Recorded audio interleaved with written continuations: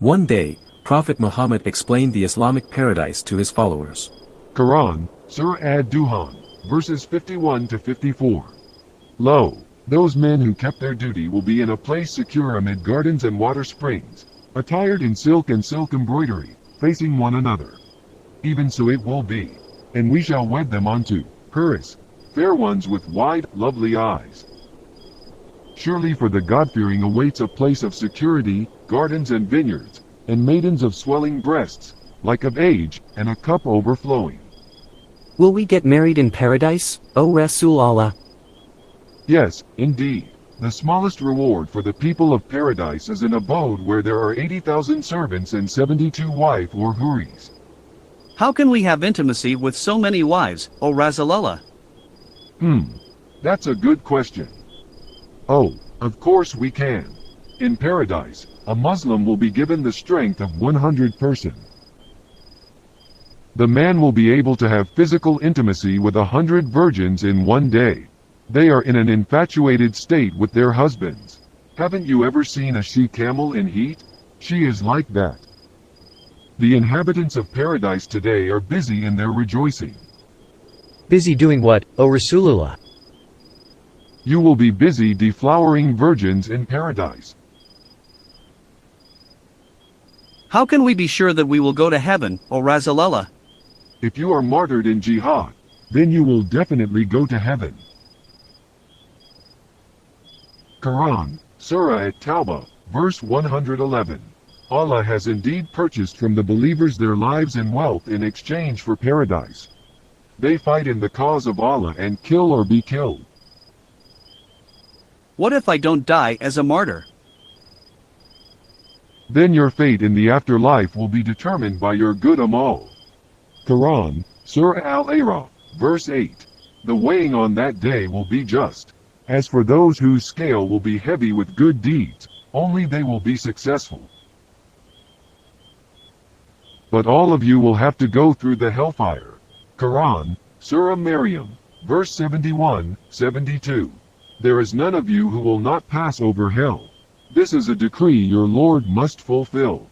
Then we will deliver those who are devout, leaving the wrongdoers there on their knees. Oh, that is so scary and uncertain.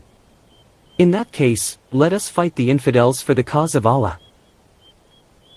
If we die, we will go to heaven to meet the houris. If we live, we can enjoy the female captives and loots of war. The example of a mujahid in Allah's cause, and Allah knows better who really strives in his cause, is like a person who fasts and prays continuously. Allah guarantees that he will admit the mujahid in his cause into paradise if he is killed. Otherwise he will return him to his home safely with rewards and war booty.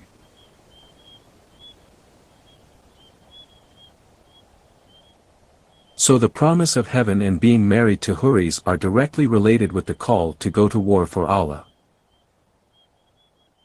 This promise is repeated several times in the Quran, such as in Surah Ad-Dukhan, verse 54, and Surah At-Tur verse 20. We will marry them to maidens with gorgeous eyes. The word, is masculine plural, while the word, zawaj, means, pair, or marry. The word, hurin is plural feminine. Therefore, the Arabic scholars thought that this must be about men being paired or married with virgin females or maidens. But actually, the word, hour, does not mean, maidens.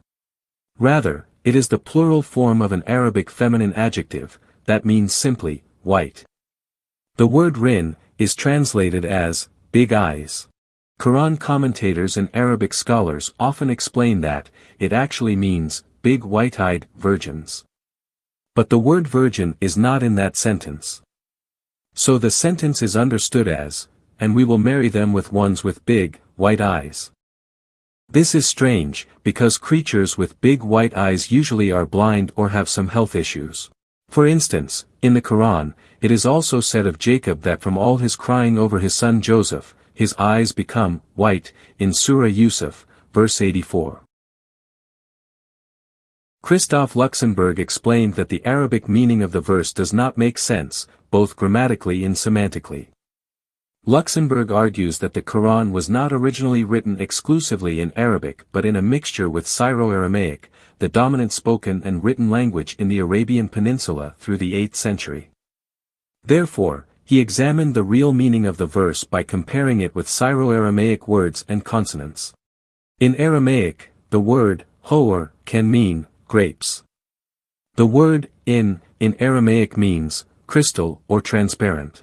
The meaning of these words in Aramaic is under crystalline grapes. The Arab translators added the rasm or diacritical marks later, and this caused misinterpretations about the real meaning of the sentence.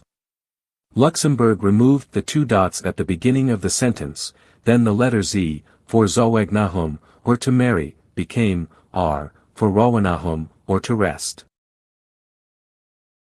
This is the new meaning of the verse, and we will let them rest under crystalline grapes. Luxemburg said that similar statements about grapes were in Christian hymns about giving grapes to the new soul who had just arrived in heaven. He said that the exact source of information came from the Christian hymn originating from the 4th century CE, titled, In Heaven, written by Saint Ephraim the Syrian, which refers to heavenly grapes. Luxemburg explained that because the Syriac word used by Saint Ephraim for grapes was feminine, the Quran scholars mistakenly thought that the Quranic verse was related to having marriages in heaven. A Coptic fresco from the 5th century in the monastery Deir al-Suriyan, which was the monastery of the Syrians, shows that Abraham, Isaac, and Jacob gave grapes of paradise to the souls of the newly departed to refresh them. That was what Orthodox Christians believed at that time. This picture supports the Aramaic meaning of Quran, Surah ad-Dukhan, verse 54, and Surah at-Tur, verse 20. If Luxemburg is right, then the entire Quran verses about the rewards in paradise are nothing but mere wild fantasy. Would the Muslims be willing to die if the heavenly rewards were 72 grapes instead of 72 virgins? I doubt it. Did Prophet Muhammad get the information about Islamic heaven from the Arabic linguistic scholars who misunderstood the meaning of Syro-Aramaic Christian hymns? Or did it come from his own imagination? Whichever his source came from, one thing is for sure, he controlled his illiterate and gullible followers with the promises of heavenly pleasures and torments of hellfire.